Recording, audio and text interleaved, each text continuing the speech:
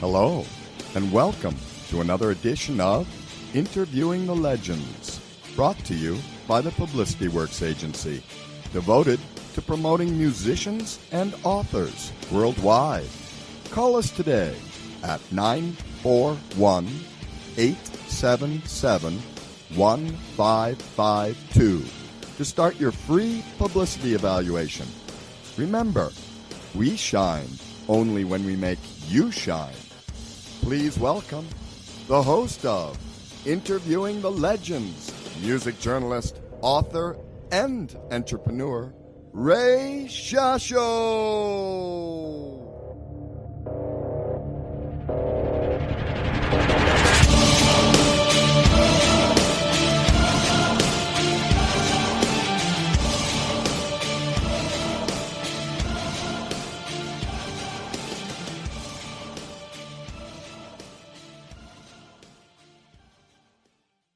Hello once again, everyone. I'm your host, Ray Shasho, and welcome to another edition of Interviewing the Legends on BBS Radio, brought to you by the Publicity Works Agency. Call us today at 941-877-1552 or email us at publicityworksagency.com. Remember, we shine only when we make you shine.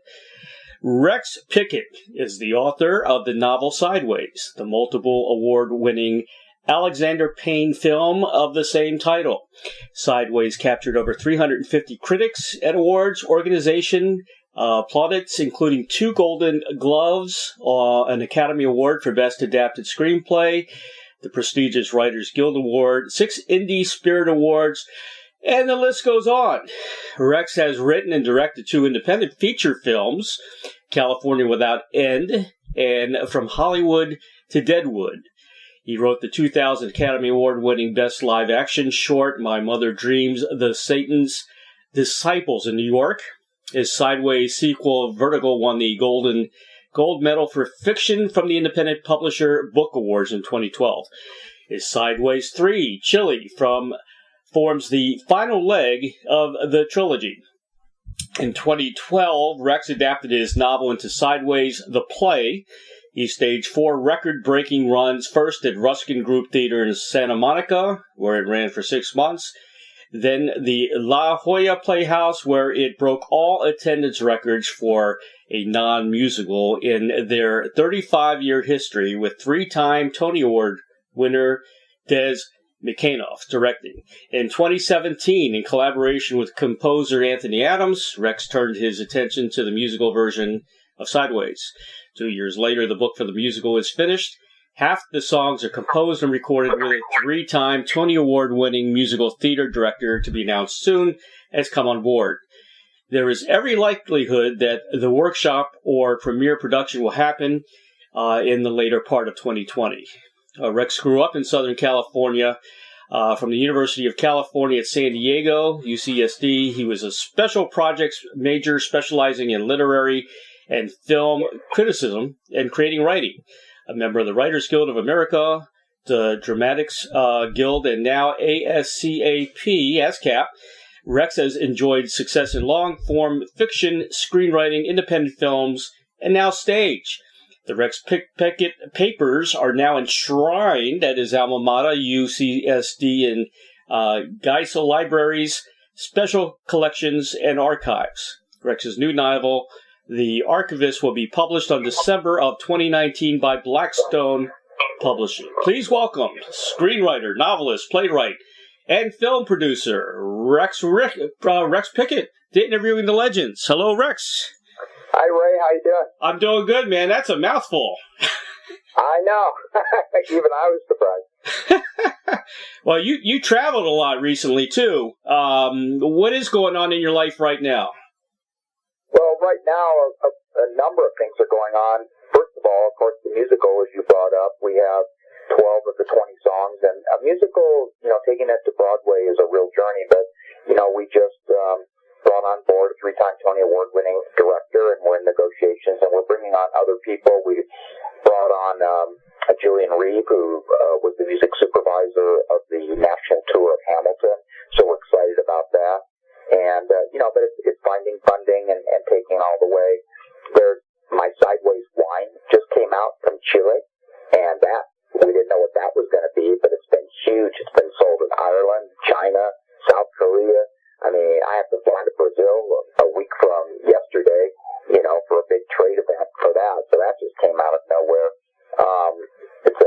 I'm excited about it.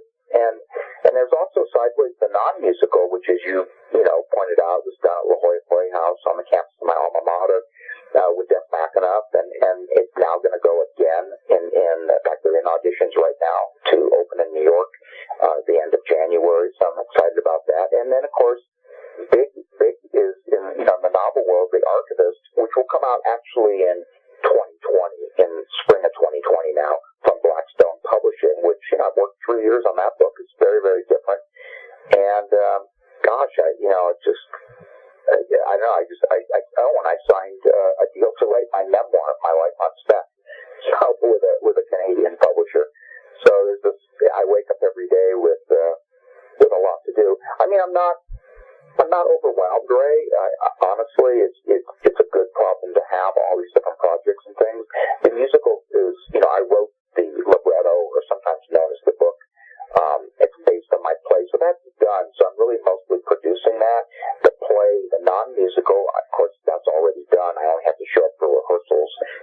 So it's, some of it, is not really, I'm just kind of overseeing some of it too. The wine is just fun. I show up and, sign wine bottles. I just got back from the 15-year anniversary of the release of the movie in the San Ynez Valley, where the movie was shot, Sideways. It's about 50 miles north of Santa Barbara. Oh my gosh. I mean, think about this, right? I just stayed 3 nights in the Sideways Inn. I mean, the Sideways Inn, it used to be in the movies, the window Inn. It's now the Sideways Inn. I mean, it has gone away. Wow. Yeah. That's incredible. Man, what was I going to say? I just lost it there for a second. Anyway, the wine, is that available here in the States? Yes, it is. It's Total Beverage Solutions is the importer, and okay. Young's Market, a huge distributor, is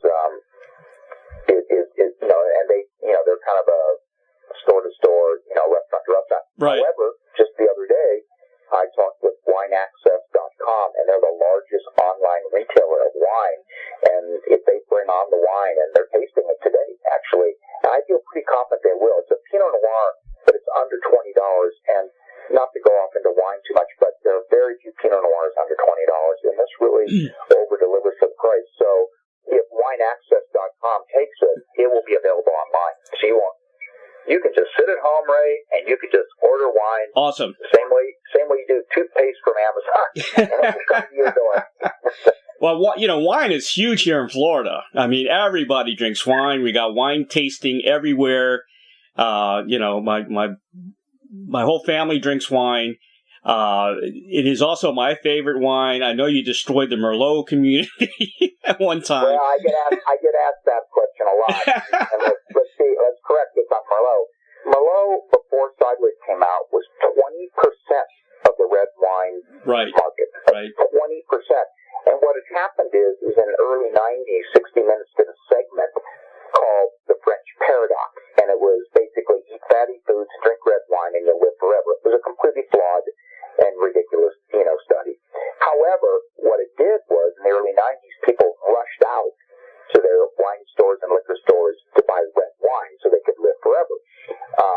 And they were initially drinking Cabernet Sauvignon, which for neophytic palates can be, sometimes a little astringent, tannic, or whatever.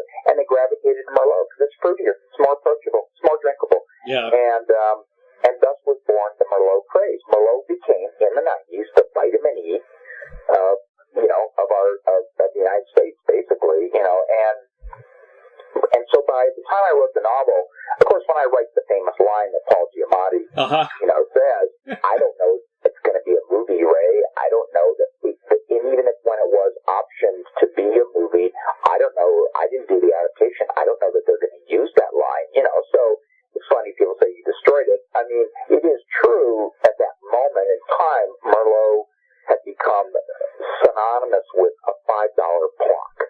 So, and I think what Sideways did a number of things for the wine industry. First of all, it made wine tasting, going to wine country hip. I mean, the San Ynez Valley right now, it's crazy. It hasn't really changed in some ways. It's still very beautiful, but boy, within 2 hours out of gridlock traffic in on. Right. You're drinking wine. I mean, it did do that. It also made people take wine a little more seriously, too, because Miles he's just a middle-class guy, but he takes his wine seriously. So, and I think a lot of people said, no, I don't want to just order, I call it $2 up chuck, Mm-hmm. but, $2 chuck. That's what people were ordering. They were just being cheap. And it's just fermented grape juice. Oh, there's a lot going on in there. Yeah. And I rhapsodized about it, and I find something poetic in wine that doesn't exist in beer, and it doesn't exist. There is an elitism and a snobism too that I try to overcome. That's why when I put my name on a bottle, a Pickett Signature Series, I wouldn't do it for some $40, $50, $60 Pinot Noir. I don't want to put my name on something like that, and I've been asked to do it. So this is an under $20 wine from Chile, from the country of Chile. But I think it also, so people realized that there was more going on in the glass. Merlot had been overcropped. But the two winners here is the people who were making great Merlot.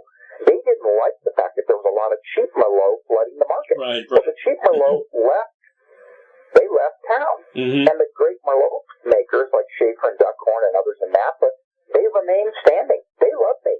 And of course, Pinot Noir, oh my God, that was 1% of the red wine market rate. It's now almost 10%. It's almost 10%. Well, you can't grow it everywhere like Merlot. Merlot can be cropped in a lot of different places. So Pinot, now I'm sounding like Miles, Paul Giamatti in the movie, but it is grown in certain. It has to be grown close to cold oceans and other places. And I won't bore you with all the viticultural stuff. But of course, they were planting a lot of Pinot, but you can't. Unlike Merlot, you can't overcrop it. You can't mechanize farm Pinot Noir. You can't. And so you now see it on restaurant menus, everything, but it all goes back to sideways. It took this little, enophiles, they knew about Pinot Noir. They knew about Burgundy. Burgundy is, of course, a region in France where the red wine, by law, must be 100% Pinot Noir. So Burgundy is a region, not a grape, but it made people really, fall in love with it, like the character Miles did. So that's the real Merlot story, if you want to know the truth. Yeah. Is that they had cornered a part of the market because people just wanted a cheap red wine, and suddenly people said, there's more going on in this bottle here, and I'm going to take wine a little more seriously or whatever, and thus was born, I wouldn't call it craze, but certainly the much greater, wider appreciation of Pinot Noir. I mean, their business has increased 800% because of the movie. Think about it.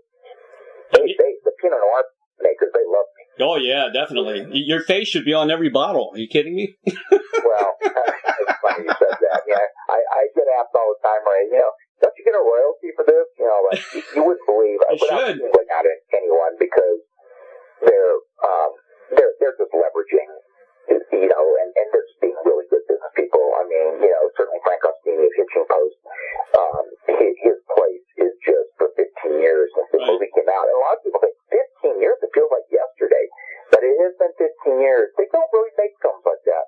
No, they don't. Ray, that much. Character driven, realistic, relatable characters. They're not superheroes. They don't necessarily win in the end. It feels believable and realistic. And I was up there for 3 days, and the fan base has just grown and grown and grown. And that area, I mean, Hitching Post, when I was, going up there in the 90s and unwittingly doing my research, you could walk in there midweek and there'd be nobody at the bar. Right. Now, I mean, try getting a reservation on the weekend. It hasn't gone away. 15 years later, it's not just because they keep going up and wanting to experience the locations in the movie. It's just a beautiful place. It's a great place to get away from. Right. Within 2 hours, you're out of LA, and and it's still relatively inexpensive. That's what I discovered, because when I was going up there, I was dead broke. When I wrote Sideways, I was in a state of near destitution, and I found for a couple $100 I could just go up there and play golf, and at this great golf course that was inexpensive and uncrowded. The whole place was uncrowded. It was undiscovered, and not anymore, of course. Right. And the other project I got going, my gosh, we're going to do Chez Miles. There are so many tasting rooms open, so I have some business partners, and we want to open the ultimate tasting room clubhouse that would also be kind of like, I could pull from my archive manuscript pages with original marginalia, memorabilia from the film, stuff that wouldn't be in other stuff, and just make it like, I don't know, I guess, I hate to say this at the risk of immodesty, sort of a shrine or a museum, but very much alive. I'll do public appearances. It's something I would really love to do. Yeah, I love the recognition. It doesn't prevent me from writing and doing my other projects, and the fan base. I'm very generous in that way, Ray, in terms of giving back to my fans. I answer every email that is sent to me through my website. I do as many personal appearances as I can, or here, I'm talking to you about it. I enjoy the recognition. I'm proud of the movie, and I'm proud to go to, to continue to mine the material in the musical, in the non-musical. I wish there would be a sequel movie. There's the number one. Number two question next to Marlowe. Why isn't there a sequel movie? And unfortunately, that's just the one rights I don't control. It could change. Disney bought Fox, and Fox made Sideways, so Disney's in the sequel business. So we'll see. But maybe in some ways it's good there hasn't been a sequel, because it makes the pent-up demand for the musical. Right. And, the play, it's another way you can experience this movie and these characters that you supposedly, I get it from people. I honestly, Ray, 15 years later, 20 years after I wrote the novel, I live it every day. There's a lot of... They don't recognize me, but if I just drop the word Sideways, it is amazing. I live it every day. There's got to be a little bit of Miles in you, right? Miles is good. The novel, for all your listeners out there, the novel, which, I wish I had $10 every time somebody said to me, I saw the movie, but I didn't read the novel. But, the book is written in first person from the point of view of Miles. So you are talking to Miles. That is me. Obviously, things are fictionalized. I look differently than Paul Giamatti, so on and so forth. But it is, I'm not the Jack character. Jack is based on a friend of mine, Roy Gibbons, and even the Jack character in the movie is not quite the Jack that I know, but it's still, I love the movie. The movie has done a lot for me, but yes, I am Miles. There's no question about it. Did you have a hand in picking any of the actors in the movie? Great question, Ray. They were actually, Alexander Payne, the director, and he wrote the script. He wrote it with partner Jim, but Alexander wrote the script. He, a number of times, threatened not to make the movie if he couldn't find his Miles. He really had somebody in mind, and they called me over to the casting offices in Hollywood at Hollywood Warner Studios, and we looked at a lot of tapes of people and stuff, and I don't know. Then I got a phone call from Alexander, and he said, "I found our Miles. Who is it?" Paul Giamatti. I'd never even heard of him, and I'm pretty big in the film business. I know most of the players. I'd never heard of him, and he was in a film called American Splendor, but it hadn't yet even been released. And he met him, and actually, he didn't meet him in Hollywood. He had a New York casting director. He really scoured. He scoured, the U.S. for his Miles, and when he had him, then that's how Payne, saw Miles. Anyway, I didn't really. They asked me my opinion, and I told them my opinion. But at the end, Alexander Payne, he did the casting. Not even his casting director. It literally was Alexander Payne. Right. Yeah, he's a good actor. I remember him in a lot of shows, a lot of movies before Sideways. Paul Giamatti. He's a little bit different than me, but as a person in some ways. But the script is a little bit different. I'm a little bit more, and you'll see it in the play, and you'll see it in the musical too. Is I'm willing to go to kind of more emotional, darker places, and then Payne kind of pulls back from. Maybe finds him a little melodramatic. I think for example, in the novel, Miles is not a school teacher, but in the movie, he is a school teacher. Right. So that kind of grounds him in a middle class reality that Paul Giamatti kind of fits as an everyman. Whereas my Miles is more of he's a bit of a dissolute. He's more of he's living on the edge. He's living paycheck to paycheck. So he steals money from his mom. Not that that's ever justified ever, but in the novel, he's not even going to be able to go on the trip unless he pays his rent. So when Miles does it in the movie and he's got a job something feels kind of pathetic about it. But, so there are shadings. But to be honest with you, when you sell a novel to be made, into a movie, to a big director, they have all the control. I mean, look, Ray, this could be, in somebody else's hand. This could be two guys going to Cancun and doing Jello shots. I mean, they could take your book and do whatever they wanted. Exactly. Alexander Payne went to the original locations of the novel. He honored it. I mean, it's a 95% faithful adaptation of my novel. I couldn't be happier. Mm-hmm. But in a way, with the play, with the musical, I'm able to leapfrog backward to the novel because they have to be based on the novel for actually legal and creative reasons, and then take the real true material. So there's in the play, and we're doing it in New York with Pickett Theatre in West 45th. So if you get a chance, tell your listeners, fly on up. Sure. It's going to be fun. It's going to be a wine event. When we did the play, here's a quick anecdote. I probably got off my, there's added value in the play. Let me put it that way. There are things in the play that are not in the movie, but it's still very much sideways. When we did the play, the first time we did it was just a lark, really. Otherwise, I wouldn't be sitting here talking about it. Was at the 50-seat Ruskin Group Theatre in Santa Monica, of all places. And I lived in Santa Monica, so I said, sure, I'll do it. It could be fun or whatever. And that's a long story, and I won't bore you with that. But I said I'll only do it under one condition. This is sideways. This is about wine. We're going to pour high-end wine for free every night. And they looked at me like I was crazy. If you saw their lobby, and their lobby was just kind of one of those kind of equity waiver theater lobbies that, people might know. They had some cookies and some Heineken and some Yellowtail Merlot. Literally, that was their concessions, So with some connections, I won't bore you. We only 3 performances a night. Right. I was able to get high-end winemakers from Sonoma, Santa Ynez Valley, and other places to pour, and I mean $50 to $100, a bottle, and I didn't want to charge the patrons at all. So for free, you could come there and drink high-end wine, 3 performances a week. It was supposed to be a limited engagement of 15. It ran 90 performances. Wow. I was there every night. It was a rush.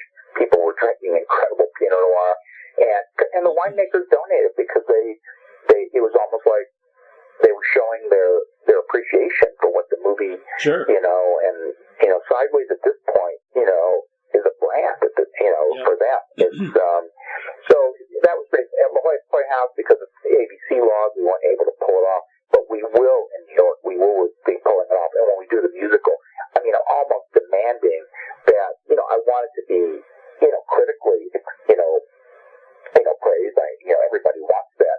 But it's a wine event. It's a wine event. I was at the Shaw Festival in Ontario. Yeah. Niagara, Ontario. There's 120 wineries there. Yeah. But also, it was originally a theater destination. Yeah. There's 3 beautiful theaters there. One is a 600-seat theater. But now there's 120 wineries and good ones. You could get a different winery to pour every night. Yeah. And it just goes with the musical or the play. It's an event. And that's what they're going to do in New York. It's going to be wine tasting. It's actually, ironically, it's in a church on West 45th. That church is apparently exempt from ABC laws because of, I guess you're taking communion or something, Catholic church. Anyway. Hey, so, Rex, Jesus drank wine, not beer. There you go, yeah. I don't know if beer was around back then. No, they actually just discovered they think is the first winery, and it's from 6,000 years ago. Wow. in Armenia. They found these casks, clay casks, and sort of the first rudimentary tools of fermenting grapes. Fruit can ferment naturally, and you can go back thousands of years, and monkeys would you get high on the fermented fruit. So, but yeah, Jesus did drink wine, and why? Because he had taste. No, beer. Craft beers are good, and but it's a very, very narrow range. First of all, they don't have vintage at all. Right, They're meant to be drunk fresh. With the exception of some single malts, and they just have a very, very narrow range compared to wine. You realize there's over 1,300 identifiable grapes. I believe it. In the world, 1,300, and every year is different, and there's a poetry to it. And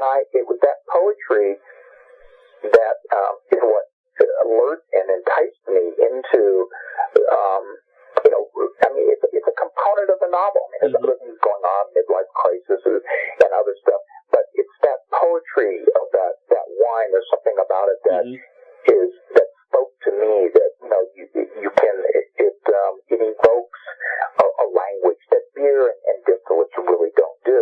And Miles really needs a connection to something because he really in his life has nothing. I mean, really, he really has he's clinging, of course, to this book being published. He's got one last publisher hanging on, and that was me. I had a novel I'd written, and I had a good agent and everything else, and I had all these rejection letters, and they were down to like the last one before he was going to, quote unquote, retire the manuscript. Yeah. So I was that guy, but I'm just throwing in everything in the kitchen sink when I'm writing Sideways.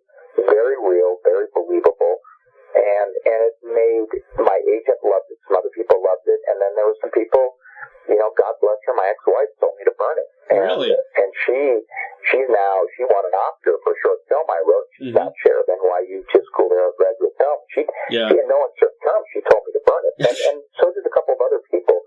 Because I really bared my soul, and it was very personal, and I'm willing to take those risks, Ray, as a writer. I'm just willing to take those risks. Yeah, it's funny. Stephen King threw his away, and his wife got it out of the trash can. Well,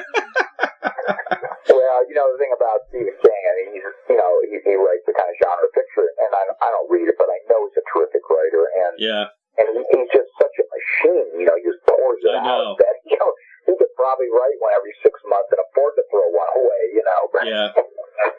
Yeah, he was in a seminar down here, and I saw him and talked to him, and he's got a house here in Sarasota, so he's kind of a local guy.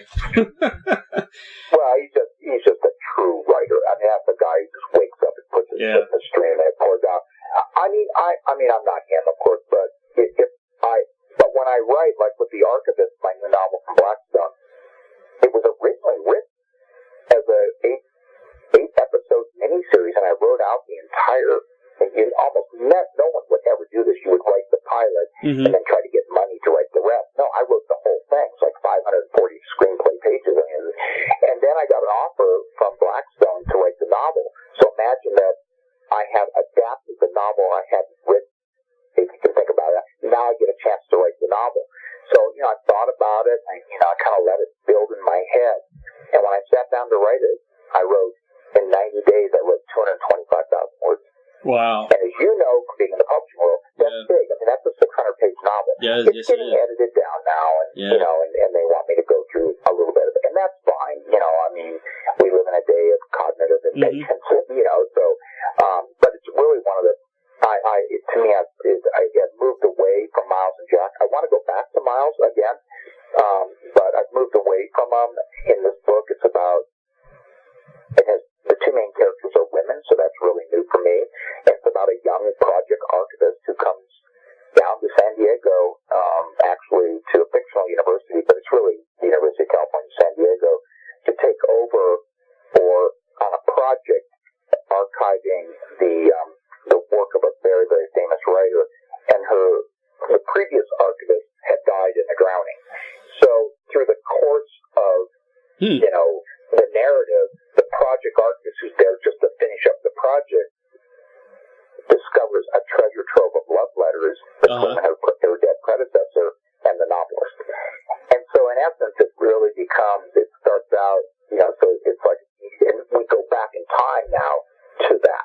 So I go back to a novel nested within the main novel, and it's a love story, but it's a tragic love story. But then it slowly morphs into a murder mystery. How'd you get the idea for this? Well, honestly, my papers were taken. Right. And I, by Geisel Library, which is Dr. Seuss, basically. And it was an incredible honor for me, and I met my archivist. I didn't even know what they were going to do. I thought they were just going to, I handed them over a bunch of boxes, and I thought they were just going to put my name on it, Pickett, throw them in a warehouse somewhere. I didn't know what archivists did.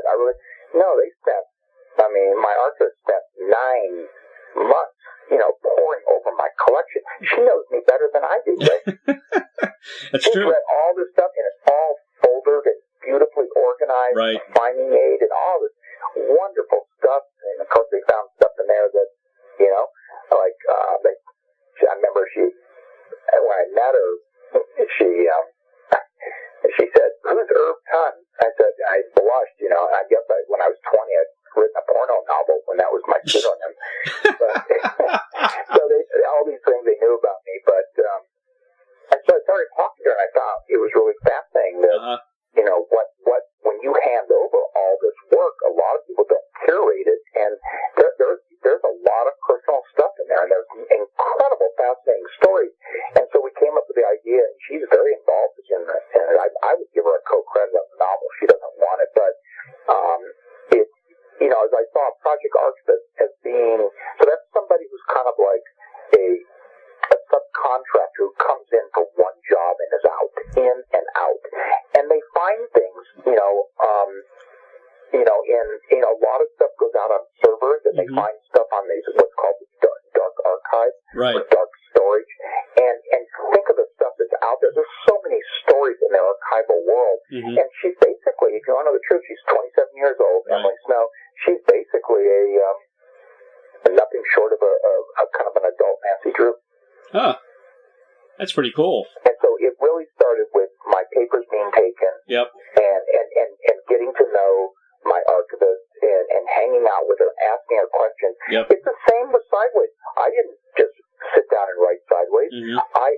After my second feature film, that you mentioned, it got released, but it didn't do well, and my marriage kind of went south and whatever, and I was broke, and other things were going on. My mother had a stroke, and my younger brother just died recently. God bless him, but he stole all her money, and that was terrible. I had to take over her care.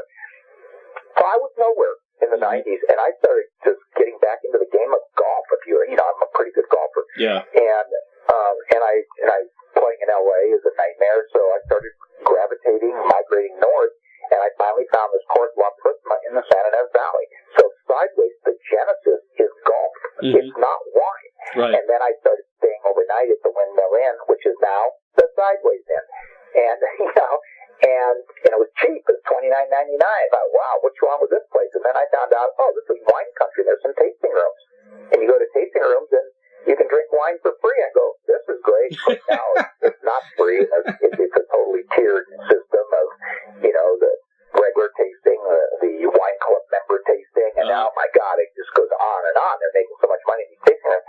So for me, it was a great getaway. And so these things begin, and then I started to bring friends up, and you start to get to know this location. But as a writer, you're always working, you're always looking for that kind of material. And so, to me, meeting my archivist and being in the Special Collection and Archives at Geisel Library, and just seeing it and knowing San Diego as well as I do, because I grew up down here and I went to UCSD, you start to feed off on that. But now you need a story, and the story in Sideways is I needed, Jack to be getting married, and then I needed conflict, and of course he falls in love with another woman. But that didn't really happen. But I did go up there with a friend of mine like Jack, and we hung out, we laughed, and we went from tasting room to tasting room.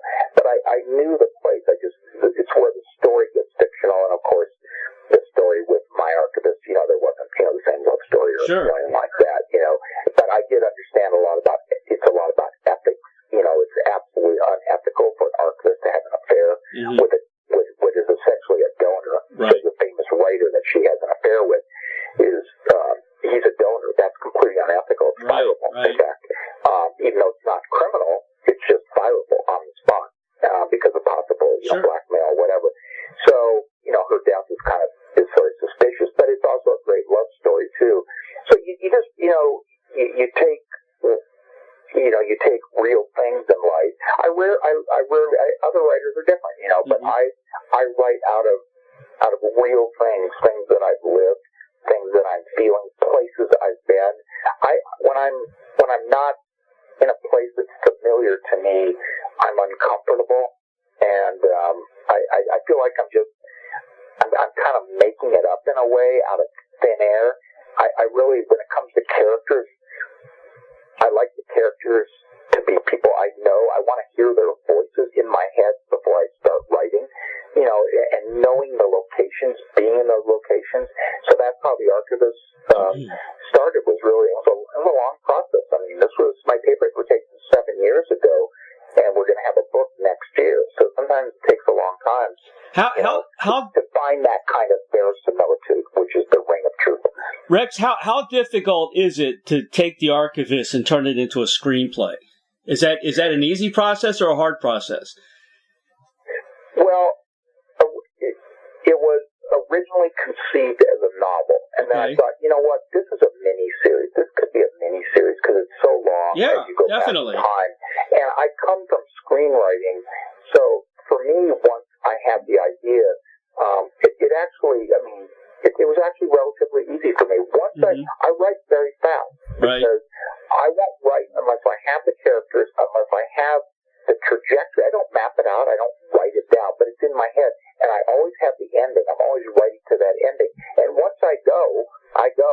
But then I got the chance to write the novel, and like I said, you know, I mean, there's been many passes since that 90-day drowning, as we say. You know, take Nobel Prize winner, Kazuo Ishiguro. You know, The Remains of the Day is his legacy work. Man won the Nobel Prize. The Remains of the Day, which was, of course, a great movie, you know, by Merchant Ivory, that was written in 30 days, the first draft. I mean, think about it. His legacy work, Nobel Prize, and he wrote it in 30 days. And he literally wrote 11 hours a day. But bear in mind, he researched and built it up in his head. And once he went, you know, it just came, it just comes pouring out. So I'm very different than these writers that write, you know, 200 words a day and then go over it and over and over again. I mean, that's fine, because at the end, you know, at the end of the day, it's what's there. Take Sideways, for example, right? You know, it built up in my head. I originally wrote it as a screenplay, but it didn't work. In fact, it so didn't work, I didn't even show it to anybody. Then I was writing a short story in first person from the standpoint of a guy named Miles, and it was about a wine tasting that he goes to every week, which I was going to, so it's a real thing. And I'll never forget, I got to the end of the short story, and I don't even know why I was writing a short story. I mean, my agent wasn't interested in short stories. I just did. I just had the idea, but I got to the end of it, and I stood up from my desk, and I thought, oh my God, there's the prologue to the screenplay, but it's not a screenplay, it's a novel in first person from the standpoint of Miles, and I wrote it in 9 weeks. So that question I get asked a lot, how long did it take you to write Sideways? 9 weeks. But really it began in the early 90s when I started going up to the San Jose Valley to play golf. Right. So it really started there, you know, but, you know, and then, of course, the screenplay didn't work, and so once, you know, all these elements build, so The Archivist, you know, it's building in you, and you keep adding to it, and you're kind of drafting it, almost like an architect. It's working over drawings, you know, in your head. But then at some point, you know, you just have to do it. And so I would not be a person. It could take, you know, years to write something, but the actual writing out of a draft comes very fast for me. Oh, that's great. You know, there's so many people that are binge watching television now because of the inventions of, say, Roku. You know, you don't have to go to your cable and wait every week. You can just watch show after show after show. Man, you should be part of that scene. You know, you should have a series out there. Yeah, well, thank you. And, well, we pitched a couple things, and we still may. I mean, I've been pitching an idea called Going Sideways, which is a Bourdain-like show that I actually would host, and would take you all around the world to these various wine regions and talk to winemakers and whatever. Right. You know, it's all moving into the home. It's moving away from theatrical. I grew up, of course, with theatrical. Sure. And it's kind of sad for me that, you know, that theaters have become largely just, you know, Marvel Comics universe kind of stuff. And, you know, Martin Scorsese wrote an incredible op-ed in the New York Times recently about basically the demise of film. And as we bring it into the home and as we get into digital, everything has changed because, you know, Netflix doesn't measure their success by box office. They measure it by how many subscriptions they have.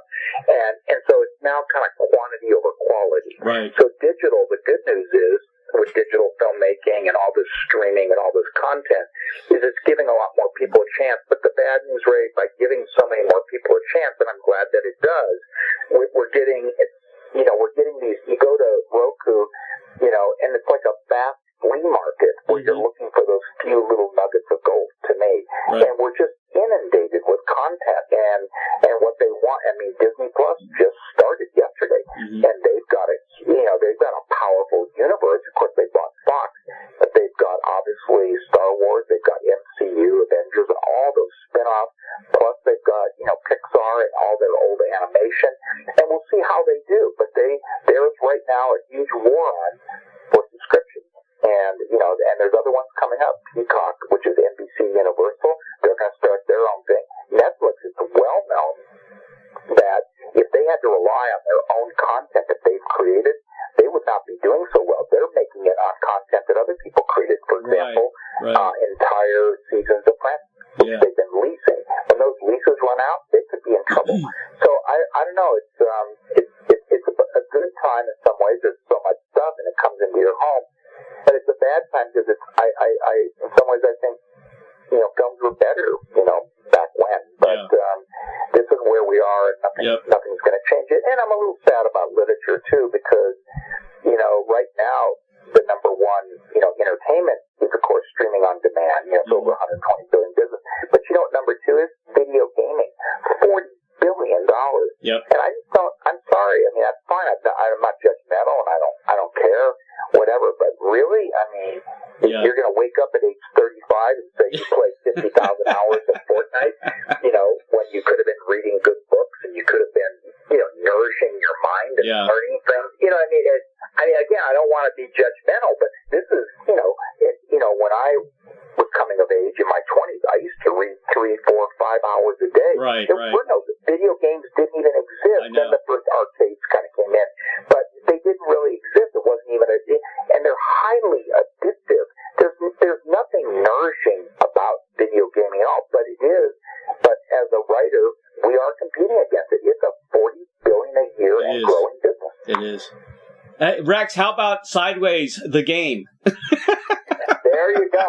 Yeah. And you know what? It's funny you said that, Ray, because there are people, have said we should have, something like that, or Sideways, maybe if we do this clubhouse up it's going to be called Shea Miles, but if we do the clubhouse up in the San Ynez Valley, one of the things that I would love to do this is they have this in London, where they have these apps and you pay a certain amount of money, and a famous actor or something will take you around the theater scene of the West End, or take you around Tin Pan Alley where the Beatles first recorded, or whatever, and they say, okay, now walk down this block and turn left, and we'll wait 10 minutes, and then this voice comes on and narrates for you. So almost like like an audio tour of a museum, like that would take you around the San Ynez Valley, and it would be my story, it would be in my voice too. So it's been broached, Ray. I'll let you get the. Hey, and by the way, I've never been to Florida. You've never been to Florida? You're kidding me. Hit up your connections, or anyone who's listening to this. Yep. I'd love to come down there and do a signing of books, and also my wine. Have a wine tasting and bring it down to Florida. I'm sure it's going to be there very soon, because it's just now hitting. I'd love to come down there, and if you tell me that Florida, I need to get down there soon, because you're going to be underwater. You're going to be Miami Beach is going to be the lost city of Atlanta soon, so I need to get down there and see it. Now, well, California is usually on fire, so. That's right. It is. Well, California's been on fire, but the problem is that, people keep moving out, deep out into these wooded areas. I don't want to get on this political thing. And God bless them. They want to live out in these wonderful rural areas, and then they want power brought to them out in these wonderful rural areas, and that's a recipe for disaster. I mean, we did my play 2 years ago in Santa Rosa, and 2 weeks after, the house I was staying in was in a very wooded area. And I remember saying to the people there, aren't you concerned about fires here? And I'm sitting on their porch, and this house is built entirely out of wood, essentially in a eucalyptus forest. And, they kind of looked at me, or whatever. 2 weeks later, their house burned to the ground. 2 weeks after the play closed, the house I was staying in, they had 10 minutes to get out. It burned to the ground. I know. So, we're on fire. You're underwater. The glaciers are melting. Trying to figure out where to go here. I tell you, Rex, Florida is huge on wine, though. Really? Yeah, very big. Every store here, stocks thousands of wines. They have every brand, every label, whatever. We've got lots of wine tasting here with big events. You would be perfect down here in Florida. Ray, I'm sure you're connected down there. I am. Anyone there, you're welcome to email me. I'm just my name at Gmail, rexpickett@gmail. Okay. Set it up, and I'll come down. I'll tell sideways stories. I'll pour my sideways Pinot Noir from Chile, which is, for $15 a bottle, really over-delivers, I think. So. I got places for you to run your play, too. Exactly. Well, there you go. Yeah. Okay, the non-musical is with Samuel French, so anyone can license it. And but yeah, and if you do it, go and talk to the artistic director of the theater. Right. Of course, and I'd love if it's in the budget. I'd love to come down and work with the actors. I mean, remember a lot of plays. The authors are dead. You still got a live author here. They're excited to have me come in New York because not only do you have a live author, but the play is personal. So you can ask me very personal questions, and I can help these actors. I mean, it's a real gift to them to be able to pick the brain of the person who wrote it. And so if if you do it as a wine event, it'll be a huge success. I didn't know that Florida was that big into wine. I hadn't really thought about it, but if they are, it's going to be a natural, right? So well, I've got the perfect venue for you. Another career opportunity for you. Well, I've got the perfect venue for you, and it's the same place. We were just talking about him.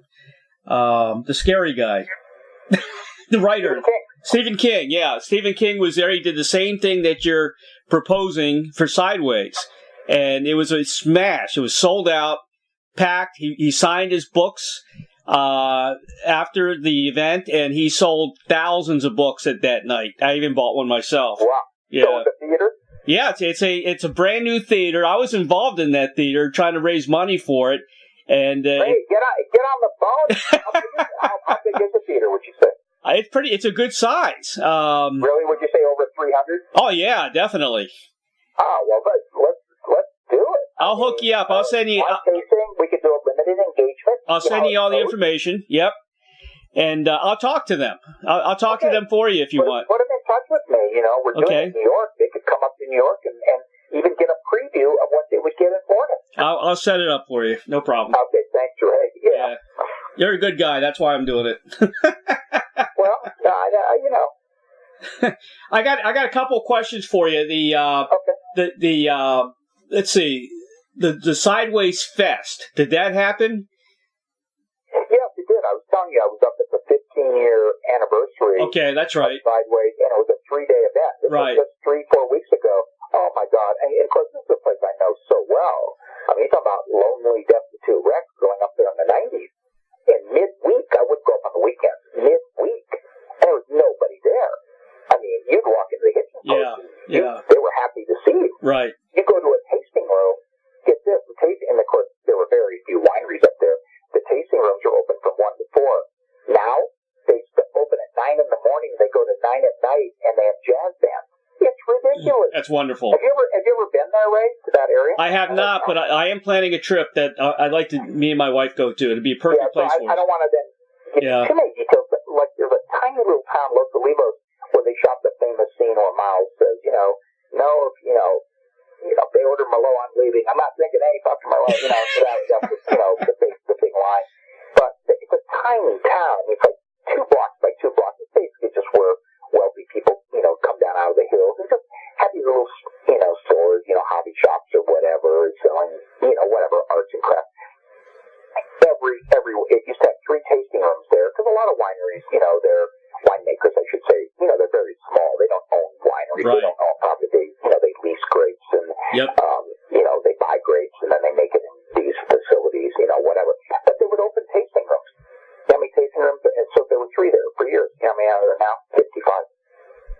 Wow. You literally walk out of one into another.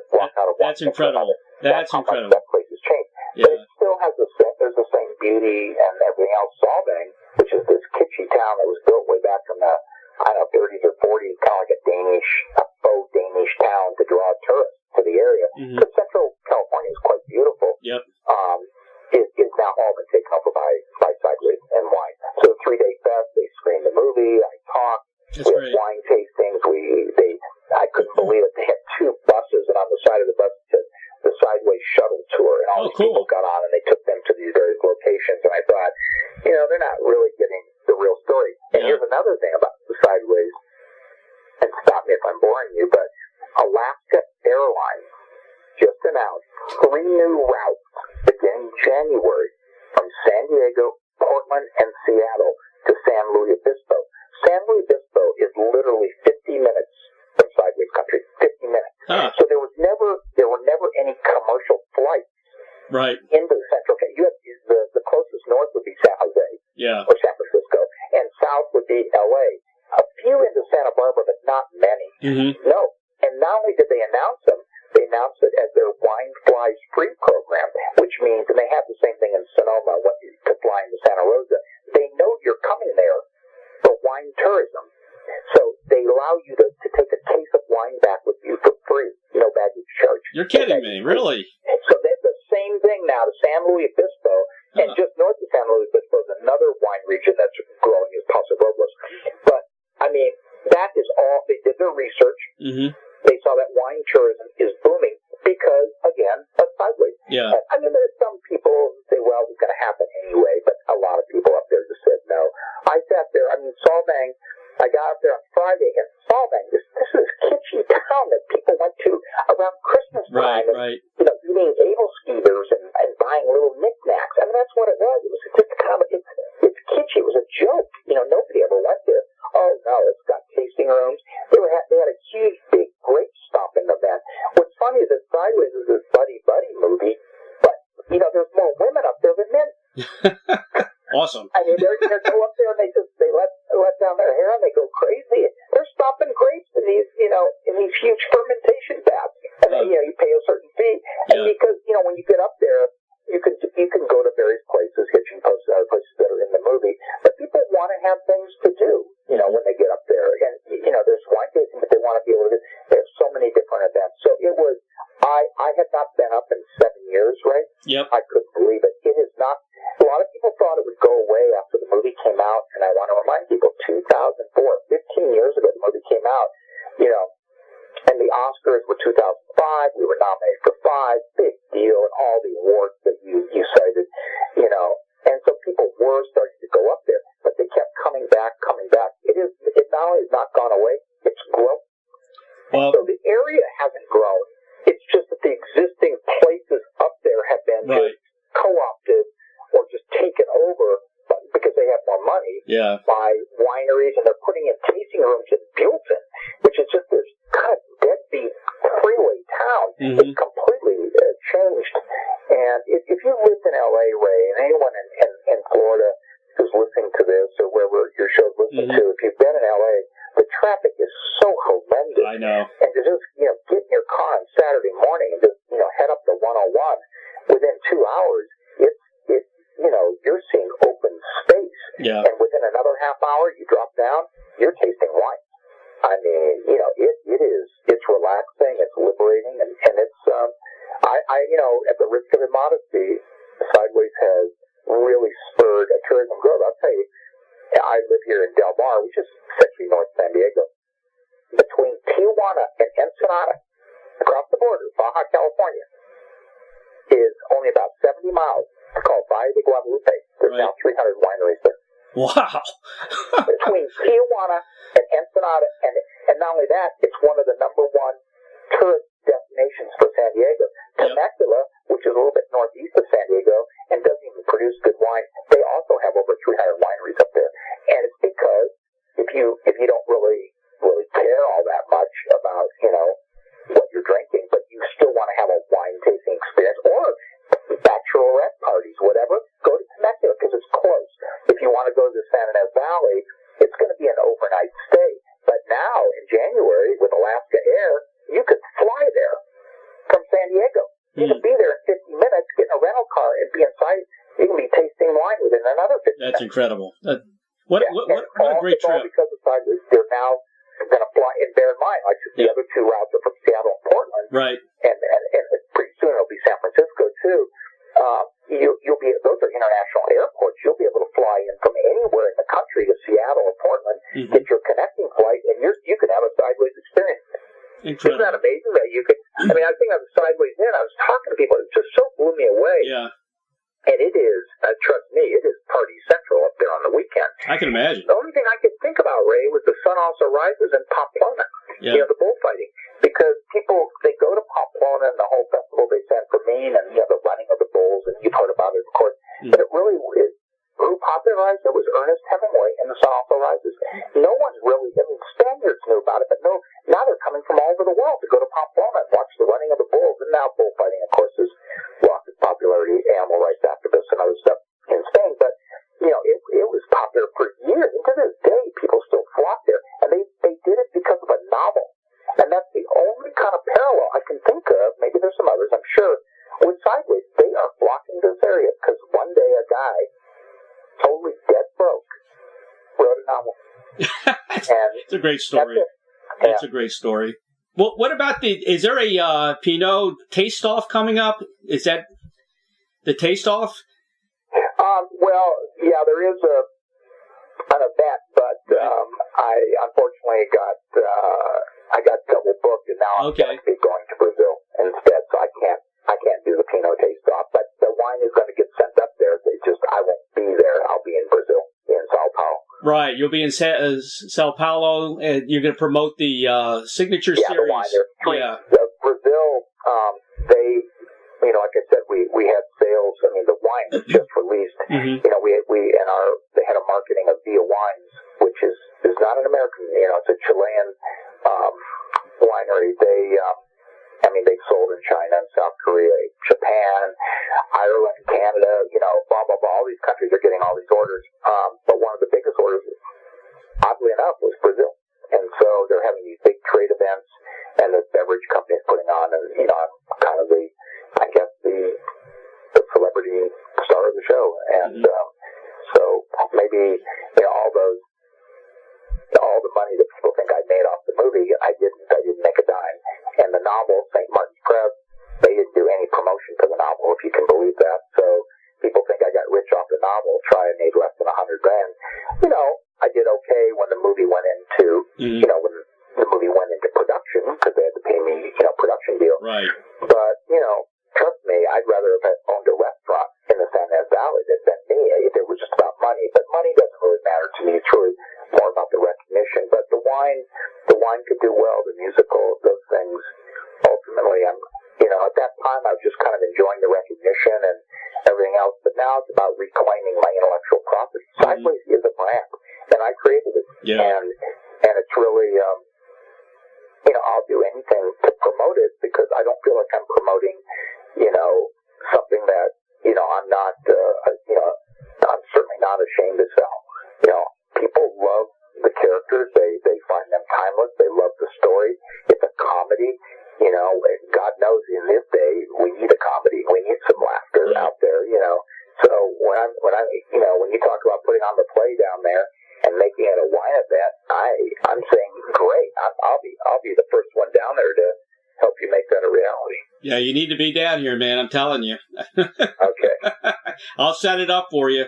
Okay, I trust you, Ray. Okay. Hook me up with the right people. I'm gonna hook you up. I'm gonna hook you up. Okay, great. Rex, you got anything else to talk about? Promote? I think we covered a lot of ground here. Yeah, you did a great introduction. You obviously, let me ramble on there. And no, really, it's just, obviously The Archivist I'm excited about because it moves me too. and that will be Blackstone in early 2020.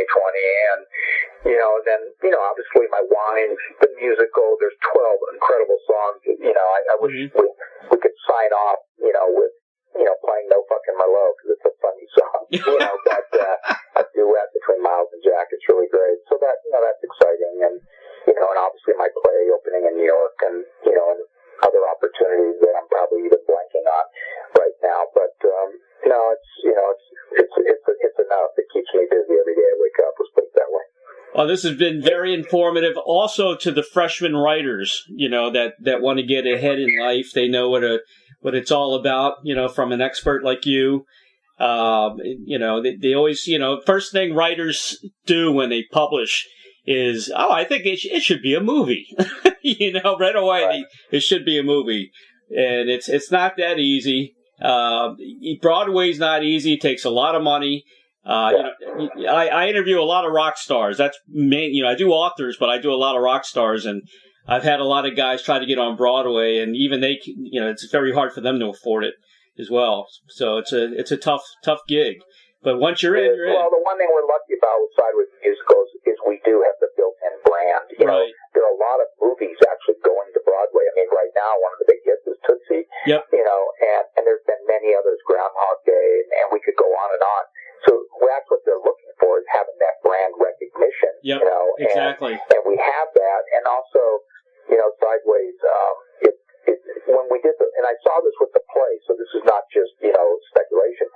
Is there were a lot, and when we did it at the 50-seat Ruskin Group Theatre, I was there every night. I didn't watch the play every night, but I was there, because it was such a rush. And I would talk to the patrons, and what I found was that many of them, it was the first play they'd seen in 5 years, and the reason was because it was Sideways. And the same at La Jolla Playhouse, where it was a huge hit, is they weren't regular theater goers, but they came because it was Sideways. And, that's the hope also with the musical and Broadway. But Sideways doesn't even have to go to Broadway to be successful, Ray. It could go around the world. Sure. I was in Italy for 5 months writing an original screenplay. Everybody knew Sideways. I was in Chile writing Sideways for Chile. Everybody in the wine world, they all know Sideways. Yeah. So wherever there's theaters and there's wine or whatever, we could be a hit, because it's kind of two guys out on a 1 week before one's going to get married. We could be a hit in Vegas. Exactly. We could literally not go to Broadway and just make it in Vegas. Why not? Because people, it's got brand recognition. Exactly. Huge brand recognition.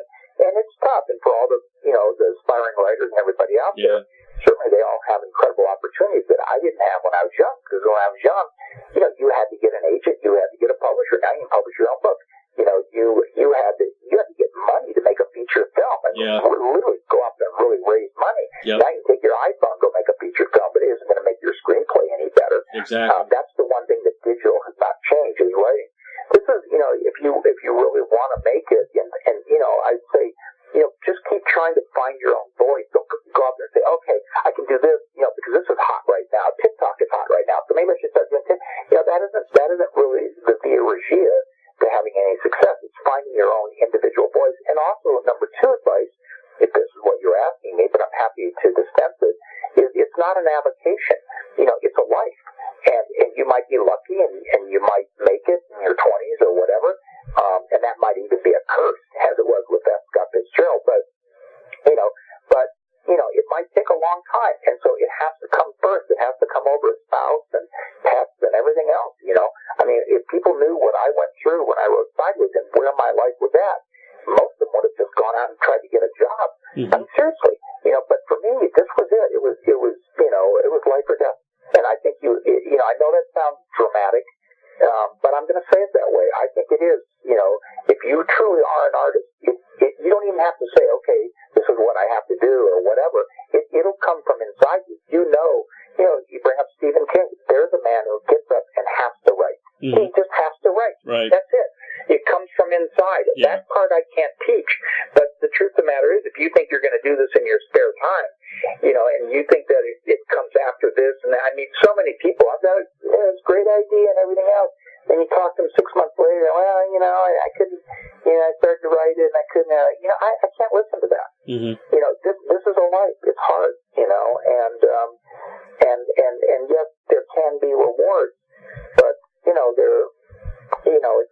you may not make it, but you won't know unless you put your butt in the seat and turn on that computer and try. Exactly. You won't know. Exactly. You can sit there and fantasize all you want about it, and that's fine. I've heard these stories many times, but show me the work, and you'll know. Yep. And don't be afraid.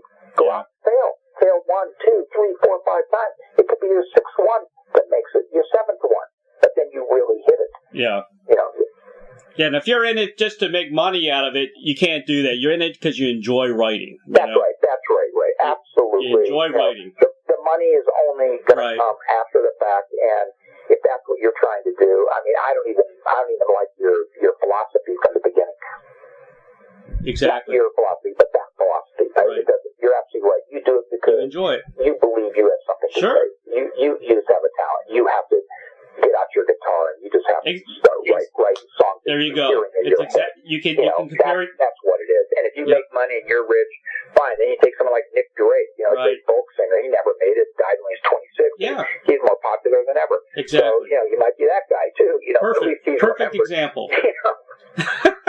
Perfect example. Rex, thank you, man, for being on the show today. It's great talking to you again. Hey, when you have play in Florida, I've never been there. And I'll set it up. Yeah, I think that'll be a blast. And you know what? We might even make money, Ray. There you go. La Jolla Playhouse, we were, we broke all records for a non-musical in their smallest theater. Well, I got the perfect venue. It's still a big theater, but Sideways has that cachet. And if you say they're a big wine culture, tremendous. Anyone who's into wine knows Sideways. You know that. That's not bragging. That's just a fact. Exactly. Rex, when you have your launch, for the new book, and it's if you have a big launch or whatever, invite me. I'll be there, man. Okay, great. All right. Well, thank you so much. Thanks, Rex. It's all right. Great chatting with you. Take care, man. All right, you too. Bye-bye. All right, we'll see you, Rex. For more information about Rex Pickett, visit www.rexpickett.com. Follow Miles and Jack beyond the first novel into the Sideways trilogy. Through successes to hardship, the story of Miles continues. Available at Amazon.com. The whole trilogy is available at Amazon. Rex's new novel, The Archivist, will be published in December or probably in 2020, is what Rex was telling us. Published by Blackstone Publishing. Very excited to hear about this new novel, and keep watching out for updates. I'll give you updates as well. And usually when you go to Amazon, it tells you it's coming, and you can usually pre-order. Also go to Rex's website at www.rexpickett.com, and you'll get updates about the new novel.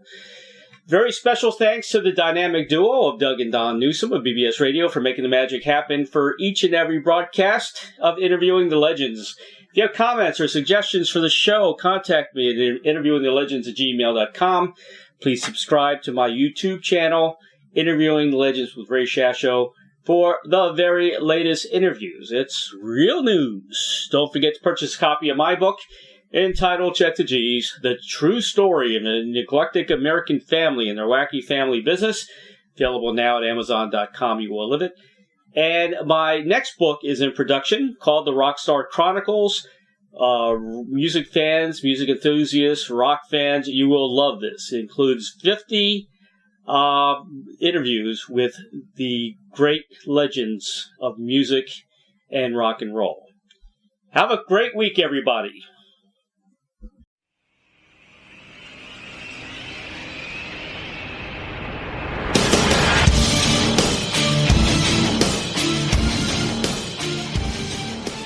Thank you, everybody, for listening to Interviewing the Legends. Brought to you by the Publicity Works Agency. Call 941-877-1552 or visit us at publicityworksagency.com. Specializing in author and music artist publicity plans. We shine when we make you shine. Tune in to Interviewing the Legends every Tuesday at 7 p.m. Pacific Time on PBS Radio, Station 1.